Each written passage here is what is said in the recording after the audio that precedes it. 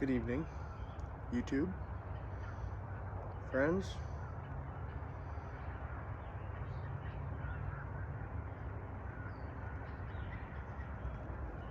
We are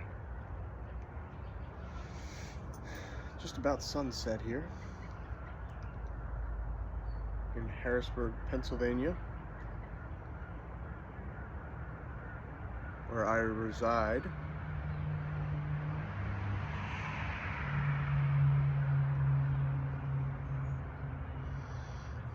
The day's done. Finished making a couple trim cuts for some shelves I'm building for the study pipe club room. It's getting some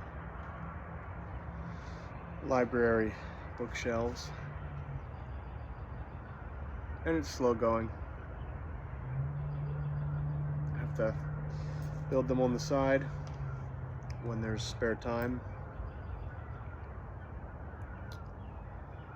but got everything wrapped up for the night, and I had packed this pipe excuse me, earlier, and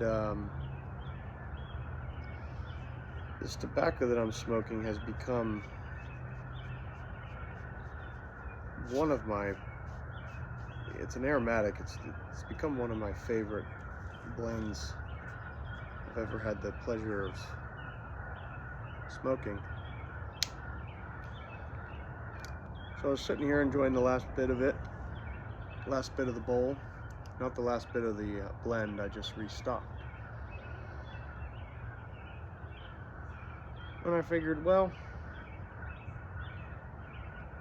maybe I'll talk about it for a couple minutes.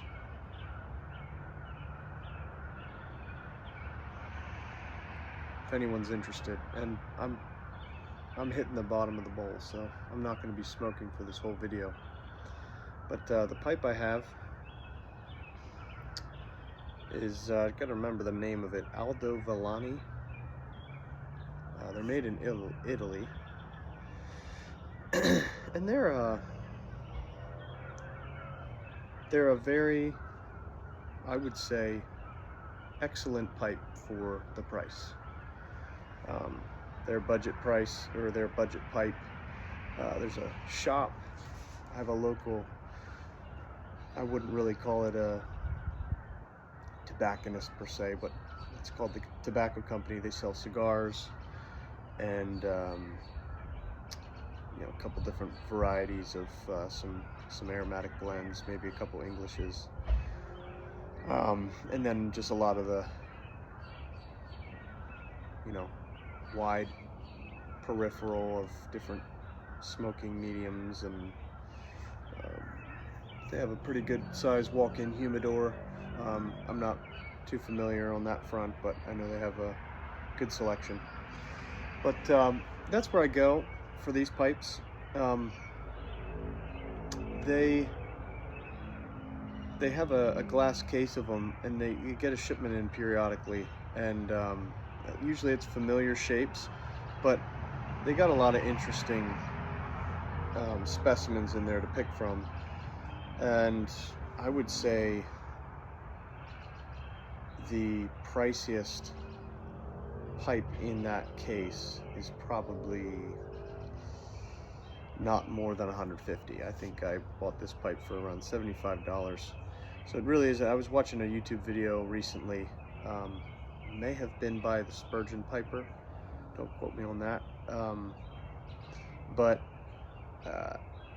whoever it was making a video on, or they at least specified in the video that you really don't need, I'm sorry, I just remembered, it was East Texas Pipe Club, I believe what it's called. Wow, I'm sorry about that. Just started following his videos, really intrigued by his content, and he was talking about, he made a video, and he was talking about different pipes, and the fact that you don't need the best, most expensive, you know, custom carved Boswell pipe, although I would love to have myself one of them.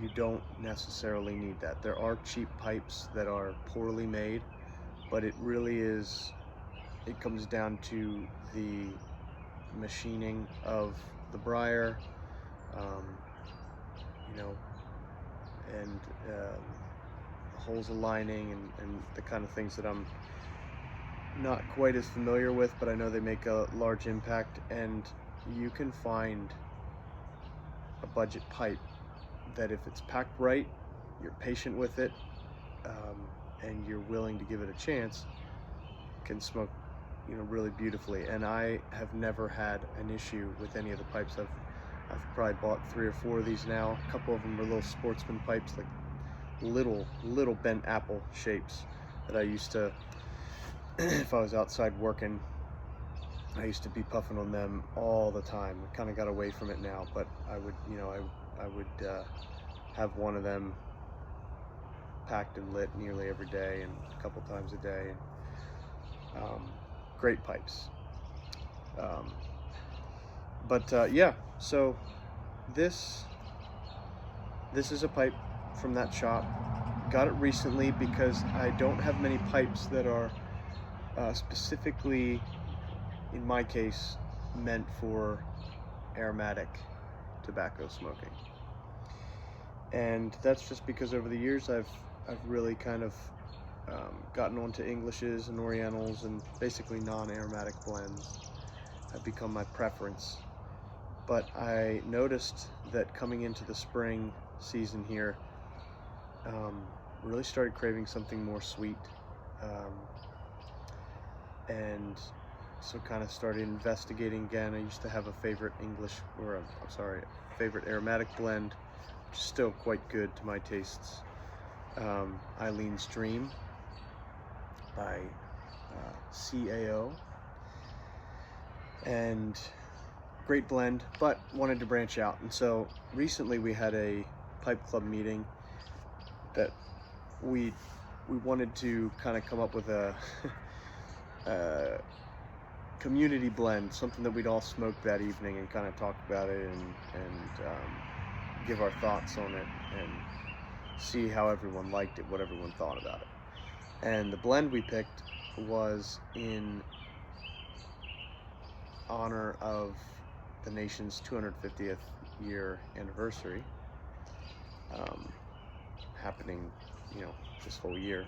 It's our 250th year. And we picked Founding Fathers by Cornell and Diehl, and smoked it that night, and I was blown away. I couldn't believe how much I enjoyed that blend. I had read some reviews and it had mixed reviews, you know. Some people thought it, I don't know what they said, but it just seemed like it, you know, that the reviews weren't raving about it. But to me, it smoked so perfectly, all the way to the bottom of the bowl, which is not so common for aromatics. A lot of times, you know, you get to the bottom of the bowl, all the moisture condensation is at the bottom, so you're really starting to have to relight a bunch, smoke it hot. You don't want to do that, so it kind of spirals and circulates. That's just been my experience. So a lot of times when I'm smoking an aromatic, I'm not at all surprised when, you know, that last little bit of the bowl, I can't really finish that. I just kind of dig it out, and it is what it is. But this blend seemed to just all the way to the bottom,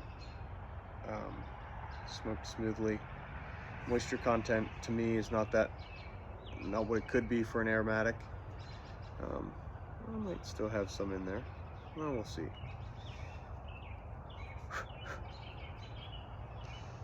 So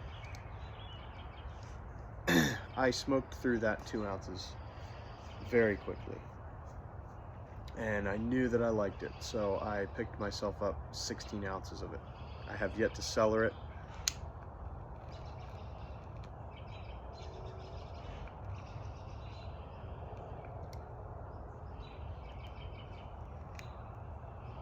Got to be careful with these aromatics. I've been so used to smoking Englishes, they're a lot more forgiving, the good ones. So I really gotta concentrate on just light sipping. You don't want to get that tobacco really hot because you're going to start to burn the sugars, burn the casing.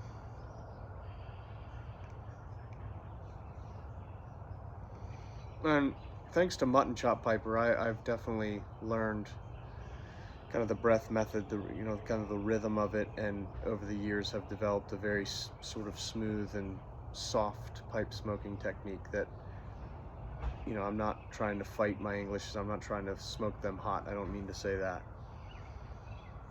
So it is kind of natural. It's not something I have to work too hard on, but I just have to be extra cautious with the aromatics. I definitely am at the bottom of this bowl, but trying to savor every last bit of it.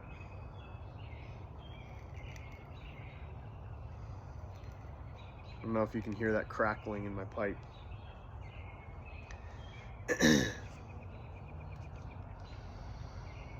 So this blend is said to contain notes of pomegranate. Now, I do not partake of the pomegranate fruit too often. This is going to sound rather petty, but I really don't like the way the fruit looks. When you crack one of them things open, it's not appetizing to me whatsoever. But the fruit itself, and my wife buys pomegranate juice. I love that. We have that relatively often. That Pom Wonderful, I think it's called. It's not the cheapest thing out there. That being said,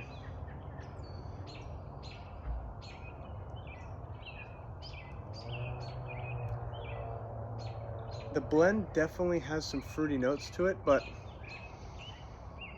it's not too powerful, which is probably why I like the blend so much, because my preference in a pipe tobacco definitely does not lean towards fruit, like notes of fruitiness. That's not my go-to, especially not for an English. But even in aromatics, yeah, we're done with that. So I'm not getting too much pomegranate off of it, but it definitely is fruity. It's just the aftertaste doesn't bother me at all.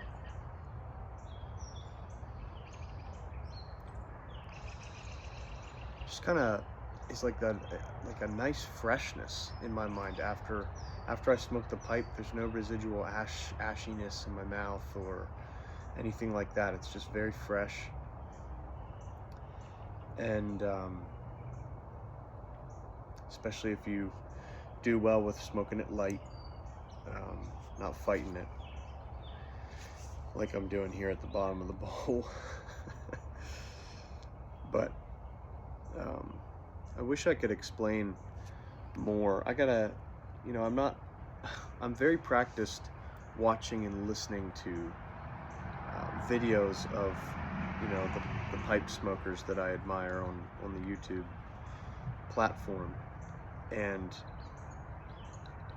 they're very good at smoking their blends and talking about them and being very descriptive about the notes they're tasting. So you're gonna have to bear with me. I'm gonna sort of try to practice on that, but